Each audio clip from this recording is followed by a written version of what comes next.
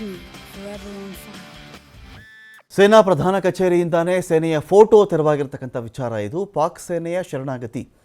ಭಾರತ ಪಾಕಿಸ್ತಾನ ಯುದ್ಧದ ವೇಳೆಯಲ್ಲಿ ಇಡೀ ಪಾಕಿಸ್ತಾನ ಸೇನೆ ಬಂದು ಭಾರತದ ಮುಂದೆ ಶರಣಾಗುತ್ತಲ್ಲ, ಆ ಶರಣಾಗತಿಯ ಫೋಟೋನೇ ಕೇಂದ್ರ ಸರ್ಕಾರ ತೆರವು ಮಾಡಿದೆ ಅಂತ. ಅಂದರೆ ಭಾರತದ ಸೈನ್ಯದ ವೀರತನದ, ಶೌರ್ಯದ, ಪರಾಕ್ರಮದ ಒಂದು ಸಂಕೇತ ಅವೆಲ್ಲವೂ ಕೂಡ. ಪಾಕಿಸ್ತಾನದ ಸೇನೆ ಬಂದು ಮಂಡಿಯೂರುತ್ತೆ ಭಾರತದ ಸೈನಿಕರ ಮುಂದೆ, ಸೈನ್ಯದ ಮುಂದೆ ಅಂತ ಹೇಳಿದ್ರೆ ಆ ಒಂದು ಫೋಟೋಗೆ ಅದರದ್ದೇ ಆಗಿರ್ತಕ್ಕಂಥ ತೂಕ ಇರುತ್ತೆ, ಒಂದು ಇತಿಹಾಸ ಇರುತ್ತೆ. ಅಂಥ ಫೋಟೋವನ್ನು ಕೇಂದ್ರ ತೆರವು ಮಾಡಿದೆ ಅಂತ. 1971 ಬಾಂಗ್ಲಾದೇಶ ವಿಮೋಚನಾ ಯುದ್ಧ, ಪೂರ್ವ ಪಾಕಿಸ್ತಾನ ಅಂತ ಕರಿತಾ ಇದ್ರಲ್ಲ, ಅದನ್ನು ವಿಮೋಚನೆ ಮಾಡಿದಂಥ ಯುದ್ಧ ಅದು. ಪಾಕ್ ಸೇನೆ ಬೇಷರತ್ತು ಶರಣಾಗ್ತರಾಗ ಸೇನೆಯ ಪ್ರಧಾನ ಕಚೇರಿಯಿಂದ ಈ ಒಂದು ಫೋಟೋನೇ ತೆಗೆದು ಬೇರೆ ಕಡೆಗೆ ಸ್ಥಳಾಂತರ ಮಾಡಲಾಗಿದೆ.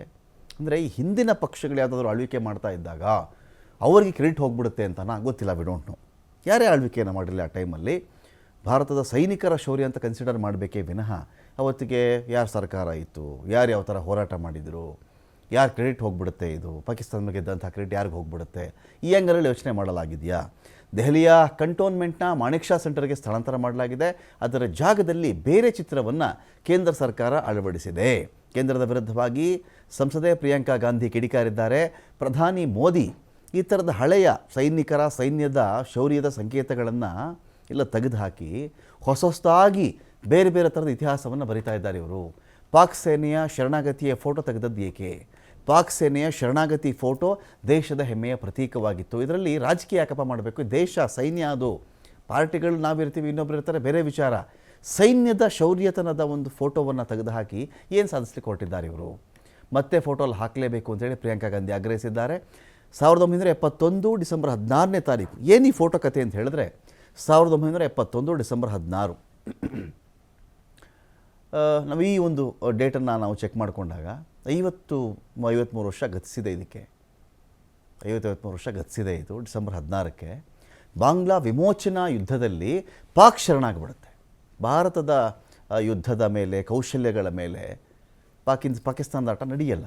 ಅಂದಿನಿಂದ ದೇಶದಲ್ಲಿ ಡಿಸೆಂಬರ್ 14ನೇ ತಾರೀಕು ವಿಜಯ್ ದಿವಸವನ್ನು ಆಚರಿಸಲಾಗುತ್ತೆ. ಒಂದು ಕಾರ್ಗಿಲ್ಗೆ ಅಂತ ಆಚರಿಸ್ತೀವಿ ನಾವು, ಇನ್ನೊಂದು ಪೂರ್ವ ಪಾಕಿಸ್ತಾನ ವಿಮೋಚನಾ ಹೋರಾಟ ಅಥವಾ ಯುದ್ಧ, ಇದನ್ನು ಆಚರಿಸ್ತೀವಿ ನಾವು. ಆದರೆ ವಿಜಯ್ ದಿವಸ ಆಚರಣೆ ಸಮಯದಲ್ಲಿಯೇ ಫೋಟೋ ತೆರವು ಮಾಡಿದ್ದಾರಲ್ಲ, ಯಾಕೆ? ವಿಜಯ್ ದಿವಸ ಆಚರಣೆ ಮಾಡಬೇಕಾದ್ರೆ ಪಾಕಿಸ್ತಾನದವರು, ಈಗ ಪೂರ್ವ ಪಾಕಿಸ್ತಾನದವರು ಅಂದರೆ ವಿಮೋಚನಾ ವಿಚಾರದಲ್ಲಿ ಪಾಕಿಸ್ತಾನದವ್ರು ಹೇಗೆ ಬಂದರು, ಹೇಗೆ ಶರಣಾದರು, ಹೇಗೆ ಸೈನ್ ಹಾಕಿದ್ರು, ಭಾರತದ ಮುಂದೆ ಹೇಗೆ ಒಂದು ಒಪ್ಪಿಸ್ಕೊಂಡ್ರು ತಮ್ಮನ್ನು ತಾವು, ಇಂಥ ಒಂದು ಫೋಟೋ ಇತ್ತು, ಅದನ್ನು ತೆರವು ಮಾಡಿದ್ದಾರೆ ಅಂತ ಪಾಕಿಸ್ತಾನ ಸೇನೆಯ ಲೆಫ್ಟಿನೆಂಟ್ ಜನರಲ್ AAK ನಿಯಾಜಿ ಭಾರತದ ಲೆಫ್ಟಿನೆಂಟ್ ಜನರಲ್ ಜಗಜೀತ್ ಸಿಂಗ್ ಅರೋರಾಗೆ ಶರಣಾಗತಿ ಅಂತ ಬರ್ಕೊಡ್ತಾರೆ.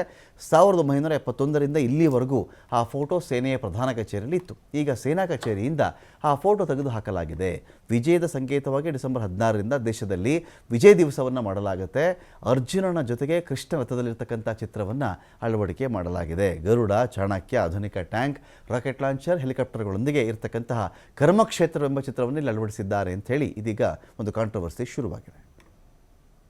सेना के हेडक्वार्टर से आज के दिन अब वो तस्वीर उतार रहे हैं जो वहाँ पे इतने समय से टंगी हुई है, जिसमें पाकिस्तान की सेना आत्मसमर्पण कर रही है भारतीय सेना के सामने.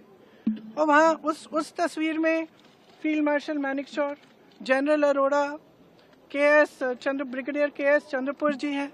उनका अपमान आज, मतलब अब ये सब चीजें देखिए, बार बार हम कहते हैं ये देश का मुद्दा है, देश की के गर्व की बात है, तो इसमें आप राजनीति क्यों कर रहे हैं? इतिहास क्यों? और हमारी मांग है कि वो